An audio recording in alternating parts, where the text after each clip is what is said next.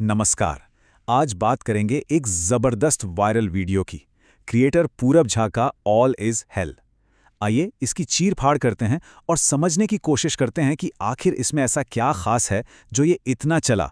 तो चलिए शुरू करते हैं। जरा इस लाइन पे गौर कीजिए। सुनने में तो लगता है कि कोई तारीफ कर रहा है ना, पर असल में ये एक बहुत ही तीखा तंज है और बस यही एक लाइन यही पूरे वीडियो का टोन सेट कर देती है। तो इस वीडियो का जो पूरा मजा है ना, वो छिपा है शब्दों के खेल में। मतलब एक भाषण है और उसमें जानबूझकर शब्दों को ऐसे बदल दिया गया है कि मतलब का मतलब ही बदल गया। जैसे मन जीतना बन गया धन चुराना।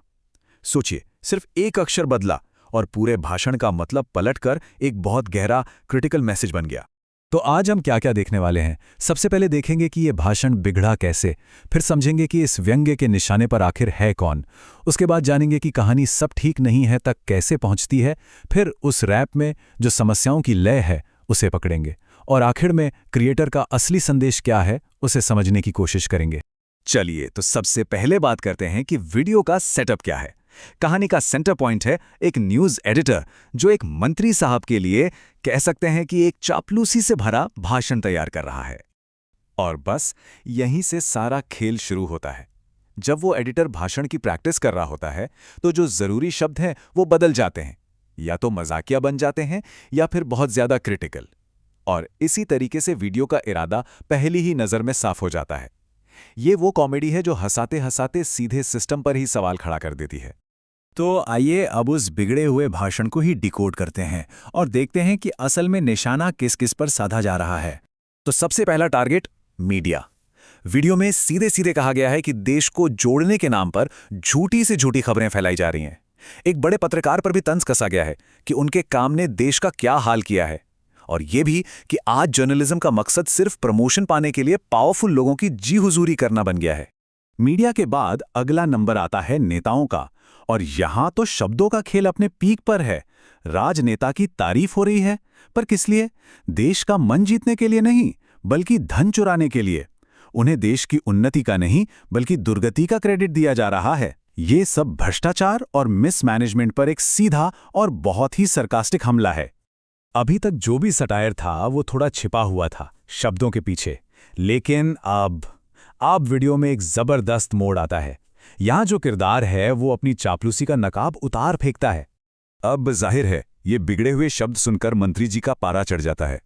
वो गुस्से में भाषण रुकवा देते हैं और बोलने वाले को सीधा देशद्रोही बोल देते हैं। और बस यही वो मोमेंट है जब वीडियो छुपे हुए व्यंग से निकलकर खुली आलोचना पर उतर आता है। मंत्री जी दलील देते हैं कि भाई भारत दुनिया की चौथी सबसे बड़ी इकोनॉमी है, यहां तो ऑल इज वेल है, सब चंगा सी। लेकिन इसके जवाब में हमारा किरदार एक बहुत सीधा लेकिन चुभने वाला सवाल दागता है कि क्या सच में सब ठीक है? और फिर आता है वो पंच, वीडियो का सबसे पावरफुल स्टेटमेंट जो इसकी थीम बन जाता है। किरदार कहता है, नहीं मंत्री जी, all is not well, all is hello.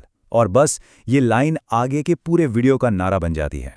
अच्छा, अब ऑल इज हेल तो कह दिया, पर क्यों? इस बात को साबित करने के लिए वीडियो में असल दुनिया से कुछ उदाहरण दिए जाते हैं।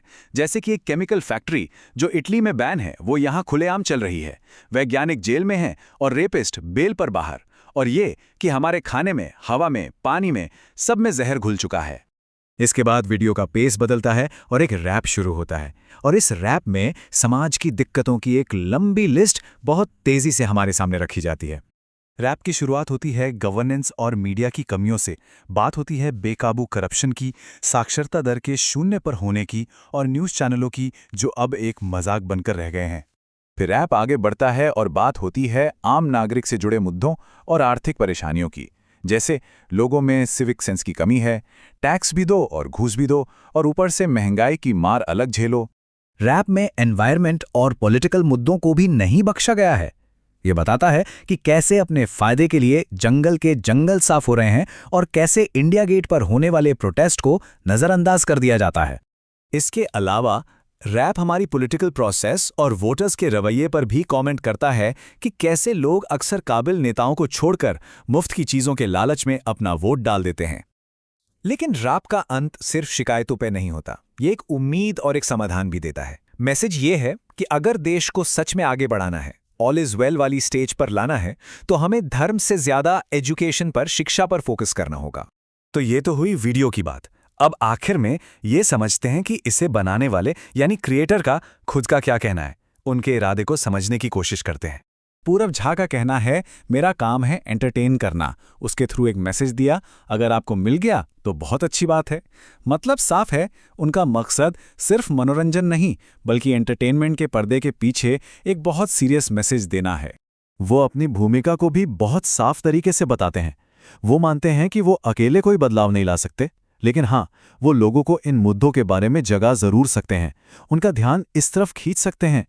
और वीडियो का जो आखिरी मैसेज है वो एक कॉल टू एक्शन है, एक सामूहिक कोशिश का आह्वान है। संदेश ये है कि अगर सरकार और जनता हम सब मिलकर काम करें तो देश वाकई बहुत कुछ हासिल कर सकता है। मतलब जिम्मेदारी किसी एक की नहीं, हम सब की है।